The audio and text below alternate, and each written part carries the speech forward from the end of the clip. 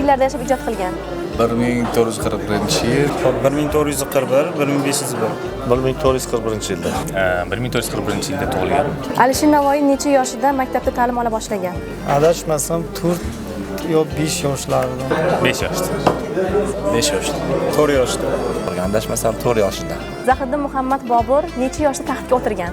Bobur 14 yoshda. 11 yoshda. 14 yoshda. 12 yoshda. 12 yoshda demayapsan. Zahiriddin Muhammad Bobur qayerda tug'ilgan? Andijonda. Andijonda. Vodiyda, Qo'qonda. Andijonda. Alisher Navoiyning eng yaqin do'stining ismi? Husayn Boyqaro. Kitob bo'lgan.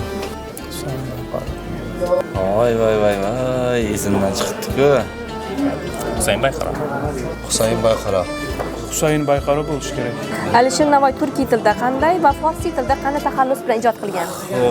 Bunisini men bilardim. Alisher Navoiy turkiy tilda Navoiy, farsiy tilda fonik taxallusi.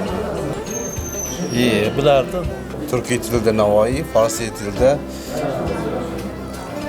ismi kelmayapti. Turkiy tilda Navoiy, forsiyda Alisher Navoiy bo'lsa kerak. Zahiriddin Muhammad Boburning eng mashhur asari? Boburnoma. Yulduzli tunlar. G'urbatda g'arib shodmon bo'lmas emish. Davom qildiring. Il anga shafliqu mehribon bo'lmas emish. Har kimki vafo qilsa, vafo topgusidir. Davom qildiring. Har kimki jafo qilsa, jafo topgusidir. Yaxshi kishi ko'rmagangiz yomonlik qilasiz. har kimki yolg'on bo'lsa jazo topib qo'ysin.